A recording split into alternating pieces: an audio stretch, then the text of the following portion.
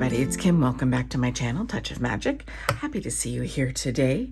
I'm going to do a walkthrough on this lovely design as part of our monthly hop that we do. So this month is spring is the theme. You'll see the graphic up here. And I just want to walk you through this great design that we learned during Crop and Create this year. And this was the one that was taught by scrapbook.com, but you can use anything in your stash, and it's really fun and simple. So I've used, I've got this older layering die set from Waffle Flower. Now I know this one's not available anymore, but you can use any die that's about the same size. And this one is 2 1/4 long by 1 approximately. So anything in that range, you could just cut the rectangles and then we layer them up. So let me show you how I'm doing that. And this one, like I said, is just a combination of some very pretty papers that I had some scraps left over. This is the Rosie Studio Breakfast in Bed pack that I've had since February from Spellbinders, and I have scraps here, and I really love these papers. They are so pretty. I've done another video which I can link up as well, so you can see what else I created with it. They're just I love them. They're great paper. I'm going to take this design with these and show you how to put it together. The first thing I did was I'm using fun foam. You could use foam strips or whatever you have, but this is something I happen to still have a lot of, and to me it makes a sensible way to use it up. I'm going to start with a top folding A2 card. So this is 5.5 by 4 1/4. That's going to be the base for the card, and then we're going to just assemble these parts. Now this foam I have is a peel and stick, so one side has adhesive, the other side does not, and I've cut these to 2 1/4 by 1, so these are a little bit bigger. Let me actually get you. We have 2 7/16, or 2, actually on here it's 2 1/2. So 1 1/4, yeah, 1 1/4 by 2 1/2 is the size of the rectangles. And then I've cut the foam slightly smaller so that it pops it up. So I'm just going to peel and stick and then come back.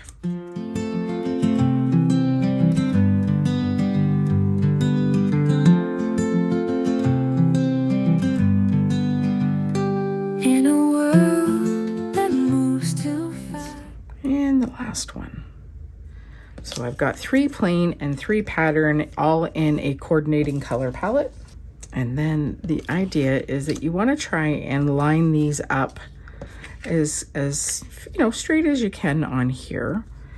I'm not going to measure. I am honestly just going to eyeball this and see how we go. So this is the pattern I'm going to follow. These papers are just so pretty. And you could do this in any combination. I like the 3 and 3. For me, it's visually, it works and I like it. I'm going to rotate that one so the flower is upright because it is directional. If you're using directional paper, make sure that you are paying attention to what direction it's going in. And then we're just going to go from there. So I'm just going to use some liquid adhesive. I'm going to use my reverse tweezers because I find that easier for placing. Sorry, I have to pull this down so I can try and line it up straight. The end result does matter to me. I do try to get it correct. And then you just want to eyeball it, line it up as straight as you can. And I'm going to go through all of that. So we'll fast forward this part. I'm certain you can do this as well. This is nothing terribly complicated. I've left the other ones on top just for a visual cue. There is more space in the middle than there is top and bottom because that's where the sentiment's going to go.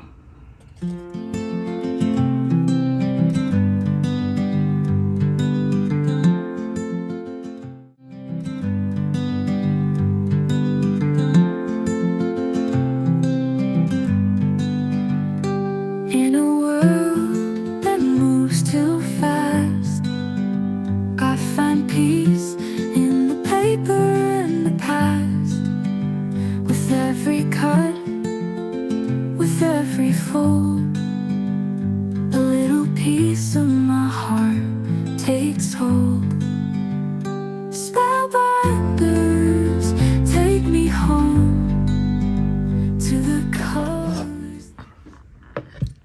Okay, I'm going to pull some of the ephemera and see, because I have all the ephemera pieces from this as well. So I want to see what I can find that might make a nice spring card for something, maybe another Mother's Day card, because I still need some of those. Let's get an empty bin here so I don't lose my pieces. And see what, we might have something that bridges the gap there. Probably not Father's Day. Happy Mother's Day. So that's a good one. Oh, that's also pretty. Cherish these days. I kind of like that one better. This has got a fairly gray background that I'm not loving with these papers. Oh, here we go. What about that? That looks just about perfect, doesn't it? Enjoy. Empty one more. Let's see what I got.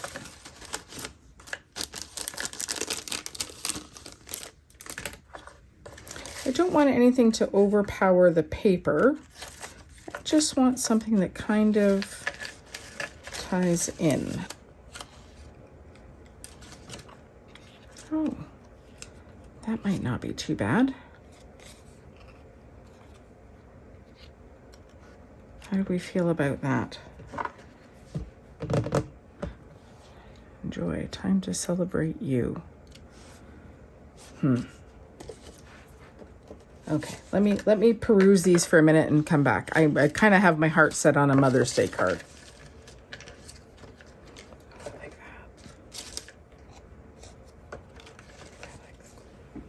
that. Okay, so maybe I am just overthinking. Let's try that again.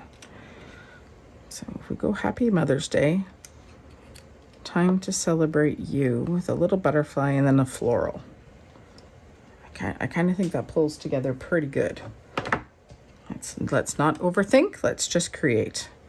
I mean, I could, if I was really picky, I could stamp this out, but I want to use what I have and not overthink it too badly, which I'm trying very hard not to do here.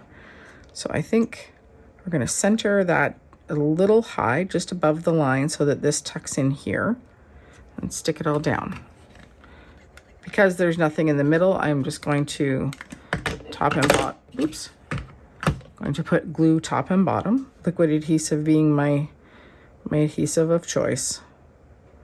Slightly higher, line it up, center it as best I can here.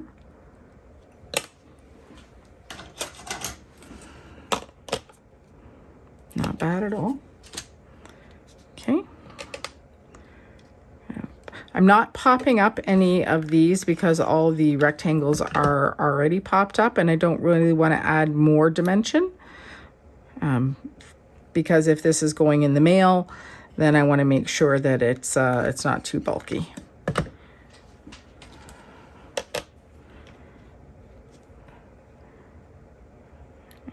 Just line that up with my T-square, which if you've been here for any time, you know I love my T-square. It is a all the time tool for me. And then a little floral in the center here.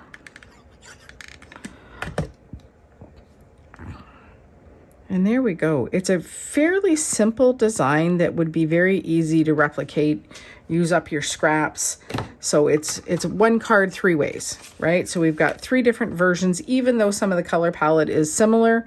I might pop in another one here and do one in a very elegant, like a black and gold or a cream and gold or something like that. That could be very formal, but so simple, easy. I wanted some bright and colorful spring cards. Mother's Day is around the corner here.